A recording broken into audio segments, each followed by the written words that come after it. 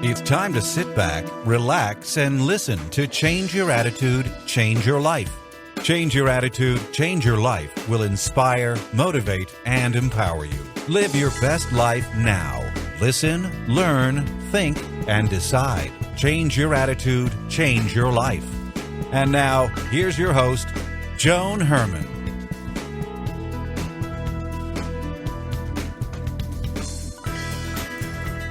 Welcome to Change Your Attitude, Change Your Life. You're listening to us in your neighborhood from coast to coast and around the world. Thanks for tuning in. I'm Joan Herman, author, speaker, and your host. Change Your Attitude, Change Your Life brings you interviews with some of the most inspirational and influential people in the world. It's our goal to educate and empower you so you can live your best life now. Thank you for taking time for yourself, and thank you for letting us be a part of your life. We have another great show for you today. Having a baby is a monumental, life-altering experience, and so is adopting a child. Being diagnosed with cancer comes with its own transformative emotional issues. Now, imagine what it would be like to experience all three at once. Today's guest, Stephanie Hosford, didn't have to imagine it, she lived it. Stephanie is here to talk about what it was like from those first days after learning she had breast cancer to the birth of her second child and the homecoming of her adopted daughter. She is the author of Bald, Fat, and Crazy. Welcome, Stephanie. Thanks for joining us today. Oh, thank you so much, Joan. Pleasure to be here. Stephanie, a cancer diagnosis, a pregnancy, and an adoption all at once. Take us through the sequence of what happened during that time in your life. So, in summary, I find out on a Friday that I have breast cancer. This happened to be about 5 days after I found a little hard lump in my left breast, got it checked out, and turned out to be breast cancer. Obviously not an answer that I wanted, and it was very shocking because it does not run in my family. As far as I know, I'm non-smoker. I exercise every day. I ate right. I was only 37 years old, so that made no sense to me. And then on top of that, 3 days later, I discover I'm also pregnant, which is I'm then thrown into utter confusion about why this is all happening at the same time. And we happen to be in the middle, in the waiting period of an international adoption.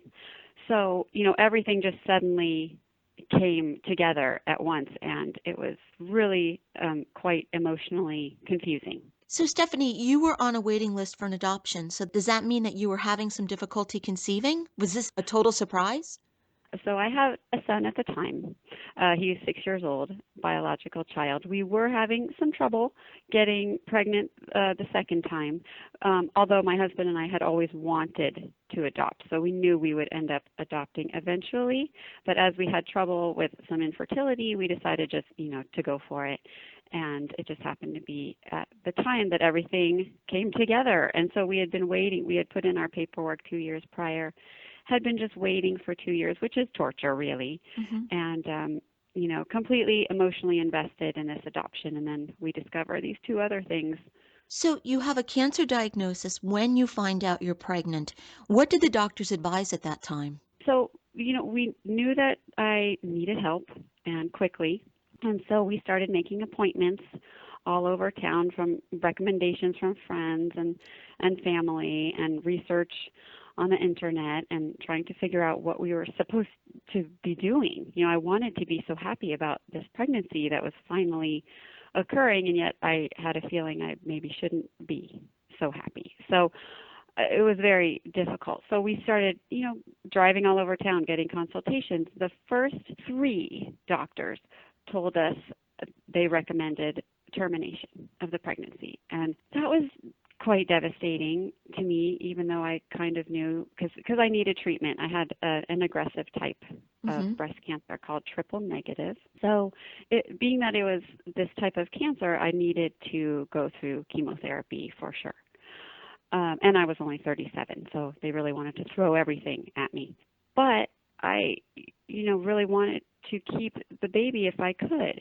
So we did go to one more appointment at a place called City of Hope. It's a center of excellence out here, actually, in California. And They have, as it turns out, absolute cutting edge research. I mean, amazing doctors, experts in their field. And they said, and they had done this before, they had treated women who were pregnant with chemotherapy, and everything turned out perfectly fine. And so they said I would be monitored like crazy.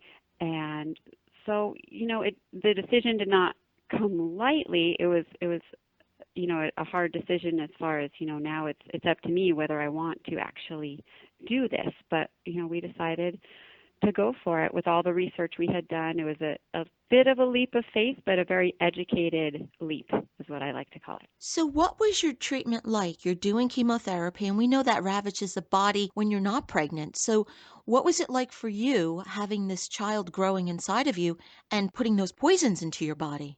It's very counterintuitive as far as, it is toxic, extremely toxic.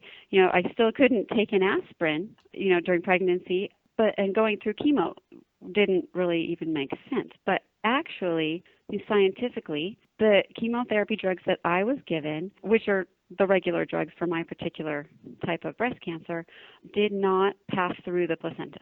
And that is what the key is. So the baby was protected the whole time. And I was monitored, ultrasounds all the time just to make sure. And, the baby was developing just perfectly. The fact is, back then there wasn't a huge amount of research on it. Now they know more that, yes, this can be done. It's been done several times. So it's a little more accepted. But I just want people to know that it really can be done, and that the percentages of abnormalities in babies whose mothers go through chemo while pregnant are in line with the general population.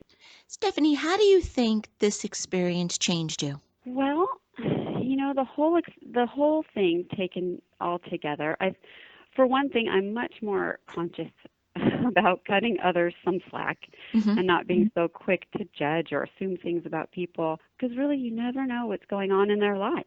They could be going through, some crazy time, maybe a loved one is. So, we're all surviving something, and I think we need to cut each other a little bit of slack here and there. A few moments ago, you mentioned you couldn't understand why all of this happened at the same time. Reflecting back and going through the process of writing this book, have you been able to answer that why? Technically, no. I cannot answer why anything happened at once. Spiritually and emotionally, can just say it was all meant to be. That, things happen for a reason, for whatever reason. Scientifically, I will never know why my body chose to get pregnant at the same time it chose to make cancer and have this sort of, battle going on inside of good and evil, as I like to think of it. But and the good guys won, so that's the important thing. But yeah, everything sometimes. And I would never say, cancer is a gift or anything like that, because I really don't think it really ever is. But, sometimes good and bad can happen at the same time. And Stephanie, I get to meet a lot of people like you, and I get to hear these stories over and over again. And, well, looking at it from the outside as an observer, you took, as you said, a horrible situation, and while it was horrible, it was also good. I don't want to say it because you were pregnant and you were adopting, so those are wonderful things. Absolutely. Thank you. But you were able to take all of that, and you didn't let it go to waste, so to speak. You wrote a book about it. You're involved with City of Hope. And sometimes I think these things happen to people like you, and I went through something similar, because we're to do something with it as you are, and you're touching so many lives from your experience. Well, I hope so, and I really do appreciate that. I really wanted this book to, I'm generally, believe it or not, a pretty private person, which is hard to believe when you write a book about your life. But, I really wanted to educate the general public, and as well as the medical community, about chemo and pregnancy. And I really want women and everyone to know their options when it comes to their health, and seek out these second opinions and educate themselves, make informed decisions. I got very lucky to find the right doctors with the right experience, but that was through some work and research. And also, when I was living my story, I had a hard time finding stories that had happy endings, that had some humor and hope and honesty. And so I really wanted to provide that for others.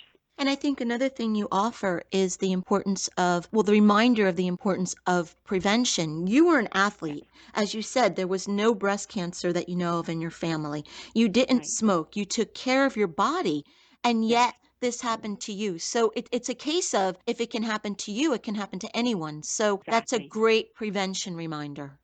Yes, and just be aware of your body, be in tune with your body, and if you have any question, get in to your doctor and get it checked out. And if you have a unique situation, then seek out experts. Stephanie, you mentioned City of Hope, and I know you're involved with that organization. Can you tell us about it? Absolutely. It's City of Hope Medical Center. They're out in Duarte, California, and they specialize in cancer treatment and diabetes as well. But they have such a passion for what they do, for finding, the best treatment out there in the most modern treatment for their patients. They are absolutely committed to that. And you can feel that the second that you walk through the door. It's a very welcoming, tranquil kind of place.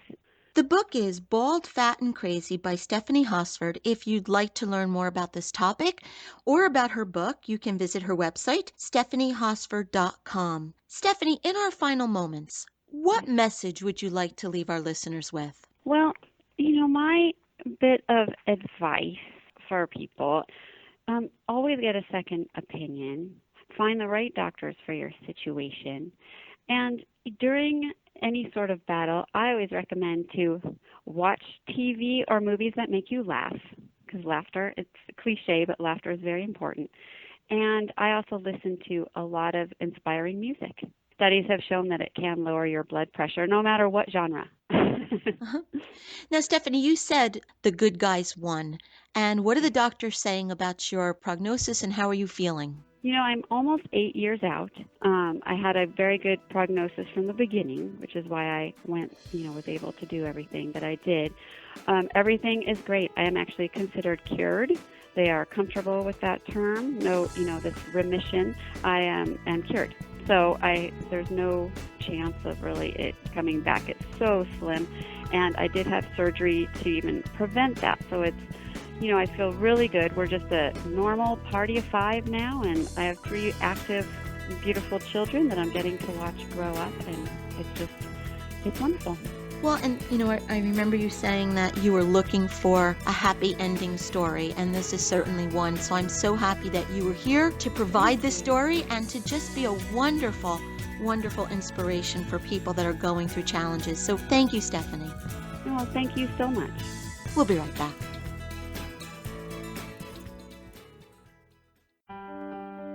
Hi, this is Joan Herman, host of Change Your Attitude, Change Your Life. Did you know that Change Your Attitude, Change Your Life has a free monthly digital magazine that can be read online or emailed to your inbox? Every month, nationally recognized leaders in their field provide information to educate, inspire, and motivate you. We believe in a holistic approach to life, incorporating mind, body, and spirit. Check out a copy of Change Your Attitude, Change Your Life 24/7. Visit cyacyl.com and be sure to tell your friends.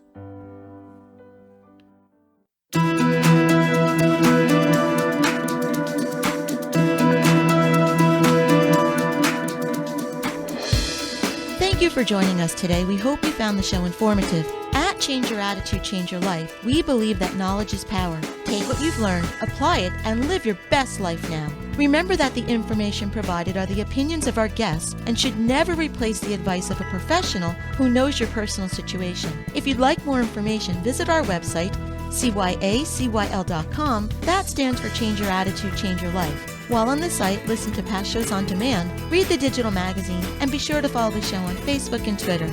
Until next time, this is Joan Herman. Thanks for tuning in.